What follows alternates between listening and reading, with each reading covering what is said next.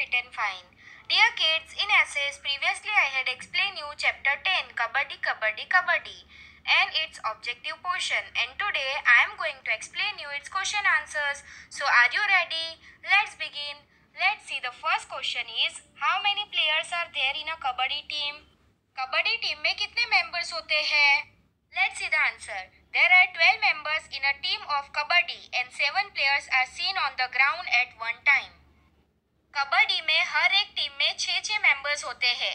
ऐसे 12 मेंबर्स मिलके खेलते हैं और 2 मेंबर्स होते हैं वो एक्स्ट्रा होते हैं, जो किसी को भी अगर चोट लगती है तो उनकी जगह पर वो खेलते हैं. तो इस तरह से टीम में 12 मेंबर्स होते हैं और टोटल 14 मेंबर्स होते हैं. Now let's see, next question is how many players got out when Shyamala touch the centre line?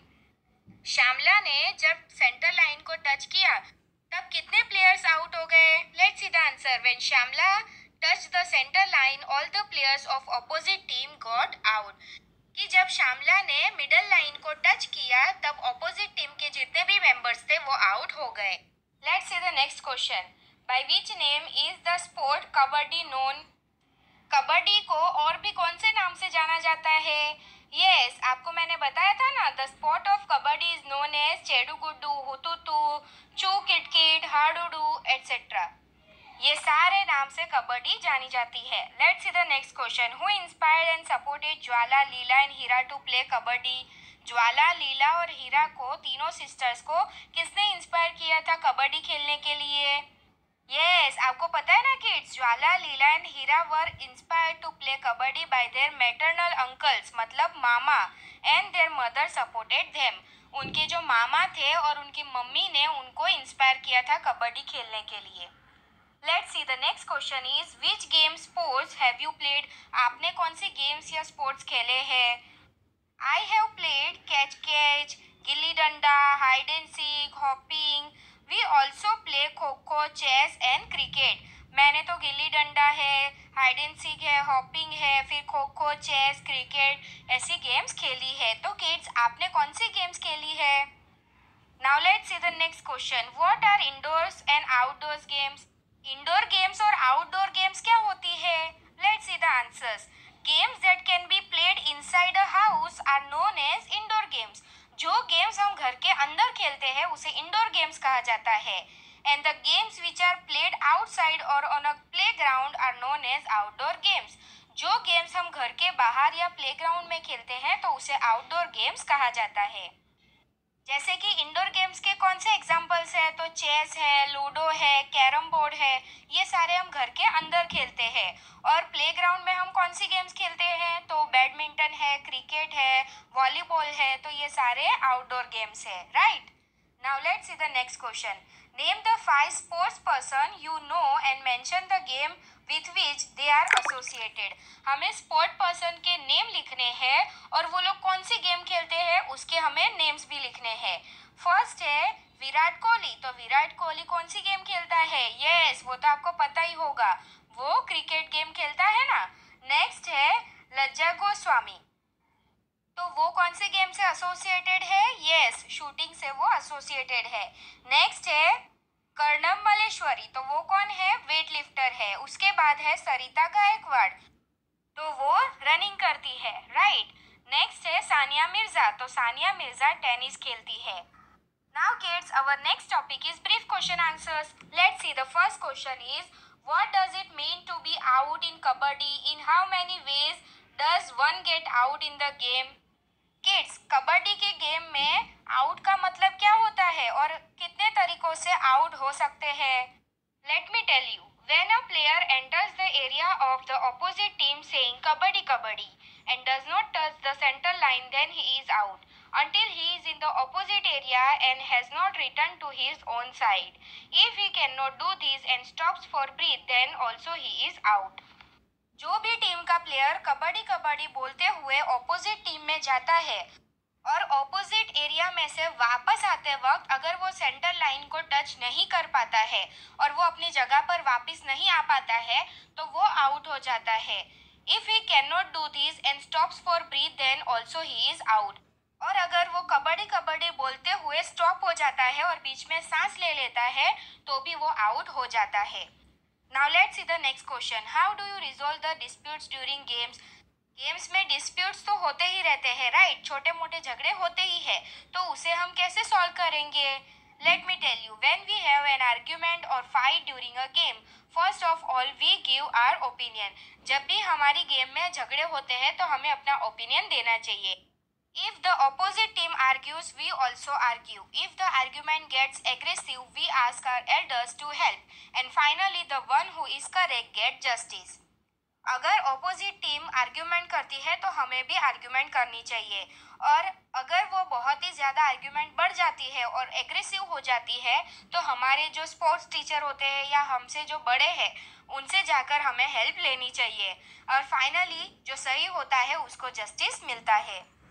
तो इस तरह से हमारे जो डिस्प्यूट्स है, हमारे जो झगड़े हैं, उन्हें हम सॉल्व कर सकते हैं। Now let's see the next question. In some games, those who are having their turn, they touch others. In some games, one has to look for a player. Which are such games similar to these? Kids, ऐसी बहुत सारी games है कि जिसका turn होता है वो दूसरों को टच करने जाता है, और ऐसी दूसरी गेम है कि जिसमें जिसका टर्न होता है, जो प्लेयर खेल रहा होता है, वो दूसरों को ढूंढता है। तो ऐसी कौन सी गेम्स हैं? Let me tell you. In the games like kho kho, kabaddi, chain forming, catch catch, hopping, amli pipli and seven tiles has to touch another player. वो सारी गेम्स में जिसका टर्न होता है उसे दूसरे प्लेयर को टच करना होता है। While in hide and seek and blind man's bluff, the den has to look for another player. और जो हाइड एंड सीक गेम होती है या ब्लाइंड मैन्स ब्लफ है, तो ये सारी गेम्स में जिसका भी टर्न होता है वो दूसरे प्लेयर्स को ढूंढता है, राइट ना किड्स? आपने ये सारी गेम्स खेली है? अगर आपने गेम्स खेली होंगी तो ये आपको जरूर पता होगा। Now let's see the next question. How did Shyamala get the whole opposite team out? Shyamala ने किस तरह से ऑपोजिट टीम के सारे ही मेंबर्स को हरा दिया? आपको पता है ना kids, Shyamala enter the opposite team's territory saying kabaddi kabaddi. However all the members of opposite team caught her. जैसे ही श्यामला ऑपोजिट टीम के एरिया में गई कबड्डी कबड्डी बोलते हुए, तो सारे ही मेंबर्स ने, ऑपोजिट टीम के जितने भी मेंबर्स थे, सबने श्यामला को पकड़ लिया। At this time, Shamla used all the strength and she could and dragged herself forward the center line and touch it. तो श्यामला ने अपनी पूरी ताकत लगा दी और उसने सेंटर लाइन थी वहाँ पर टच कर लिया। This is how Shamla got the whole opposite team out. तो इस तरह से श्यामला ने पूरी ऑपोजिट टीम को ही हरा दिया। Now let's see the next question. What does the raider in a game of kabaddi have to keep in mind? जो अटैकर होता है गेम में, कबड्डी में, तो उसको क्या ध्यान में रखना पड़ता है? Let's see the answer. In a game of kabaddi the raider has to keep in mind the following things.